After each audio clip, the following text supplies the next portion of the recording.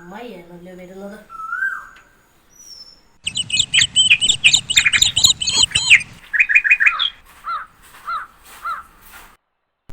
കേറി വാ അമ്മായി, കേറി വാ.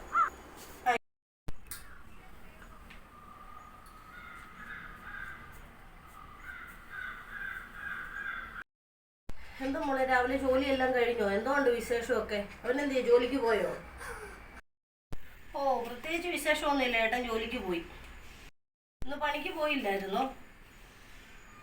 ഓ, അമ്മായി ഇന്ന് പോയില്ല, ഇന്ന് വയ്യായിരുന്നു. ചൂട്, ഇന്നലെ ഭയങ്കരം ചൂടായിരുന്നു. അത് കാരണം രാവിലെ എണ്ണിക്കാൻ പറ്റിയില്ല, തലവേദനയൊക്കെ ആയിരുന്നു. അതുകൊണ്ട് എണ്ണിക്കാൻ പറ്റിയില്ലായിരുന്നു. തൊഴിലുറപ്പിന് പോയോ? ആ, അമ്മ തൊഴിലുറപ്പിന് പോയാ ചേച്ചി. ആ, ഇച്ചിരി നേരമായേ ഉള്ളൂ അങ്ങോട്ട് പോയിട്ട്. മോളെ, എന്തുകൊണ്ട് വിശേഷം? കല്യാണം കഴിഞ്ഞ് 3 മാസം ആയല്ലോ, വല്ലതും വിശേഷം വല്ലതും ഉണ്ടോ? ചേച്ചി വിശേഷമൊന്നും ഇല്ല അമ്മായി.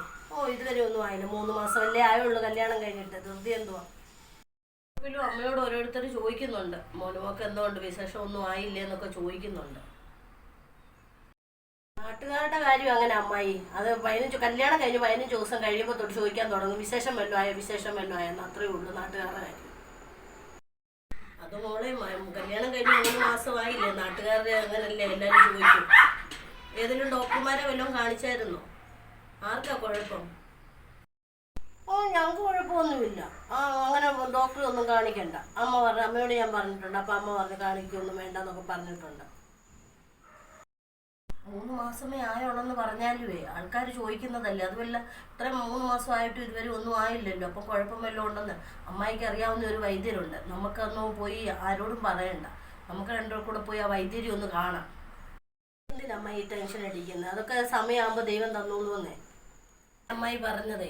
തൊഴിലുറപ്പിലാണേലും പെണ്ണുങ്ങളെല്ലാം അമ്മയോട് ചോദിക്കുന്നുണ്ട്, വരുമ്പോൾ വിശേഷം ഒന്നും ആയില്ലേ എന്ന്. അപ്പം പിന്നെ അതുകൊണ്ട് അമ്മായി കൊണ്ടുപോകാം. അമ്മയെ അറിയണ്ട, അമ്മായി കൊണ്ടുപോയിട്ട് നമുക്കത് ചികിത്സിക്കാം എന്താന്നുള്ളത്. അതിപ്പം ചോദിച്ചോട്ടെ അമ്മായി, എല്ലാ നാട്ടിലും അങ്ങനെയൊക്കെ തന്നെ. ഇതൊരു നാട്ടു നടപ്പാ. കല്യാണം കഴിഞ്ഞാൽ ഉടനെ അവർക്ക് വിശേഷമായോ എന്നുള്ള ചോദ്യമേ ഉള്ളൂ. അവർ ചോദിച്ചോട്ടെന്നേ. നമ്മളപ്പോൾ അതിന് മറുപടി കൂടുതലൊന്നും പറയാതിരുന്നാൽ പോരെ. പിന്നെ അമ്മായി, എനിക്കൊരു ജോലിയൊക്കെ ആകണ്ടേ. ഞാൻ ഇത്രയും പഠിച്ചിട്ട് ജോലി ഇല്ലാതെ നിൽക്കുമല്ലേ. ജോലിയൊക്കെ ആയി കഴിഞ്ഞ് കുഞ്ഞുങ്ങൾ മതിയെന്നാണ് ഞങ്ങളുടെ തീരുമാനം. അതുകൊണ്ട് അമ്മായി അതിനകത്ത് ടെൻഷനൊന്നും അടിക്കണ്ട. അയ്യോ മോളെ, അങ്ങനൊന്നും പറയരുത്. കുഞ്ഞുങ്ങൾ ഇപ്പം വേണ്ടാന്നൊക്കെ. അങ്ങനെയൊക്കെ എത്രയോ പേരങ്ങനെ ചിന്തിച്ചിട്ട് പിന്നെ കുഞ്ഞുങ്ങളില്ലാതെ കരയുന്നുണ്ട്. കുഞ്ഞുങ്ങളെന്ന് പറയുന്നത് ദൈവം തരുന്നതാണ്. അത് അങ്ങനെയൊന്നുള്ള തീരുമാനങ്ങളൊന്നും ഇപ്പം വേണ്ടെന്ന് പറഞ്ഞ് ഇരുന്നിട്ട് ലാസ്റ്റിൽ കുഞ്ഞുങ്ങളായില്ലെങ്കിൽ എന്തോ എടുക്കും. പിന്നെ എല്ലാം നിങ്ങളുടെ ഇഷ്ടം, നമ്മളായിട്ടൊന്നും പറയുന്നില്ല. പിന്നെ ഞാൻ ചുമ്മാ അവിടെ ഇരുന്നപ്പോൾ നിങ്ങൾ മോളെ കണ്ടിട്ട് ഒത്തിരി ദിവസം ആയല്ലോ എന്ന് കൊണ്ടൊന്ന് ഇറങ്ങിയതാണ്. ഞാൻ പോവാം. അന്നേരം അമ്മ വൈകിട്ട് തൊഴിലുറപ്പ് കഴിഞ്ഞ് വരുമ്പോൾ ഞാൻ വരാം. നാളെ ഇനി തൊഴിലുറപ്പിന് പോവുകയും വേണം. എന്നാൽ ഞാൻ പോട്ടെ. ശരി അമ്മായി, അമ്മ വരുമ്പോൾ ഞാൻ പറഞ്ഞേക്കാം. ആ, ശരി, എന്നാൽ ഓക്കെ.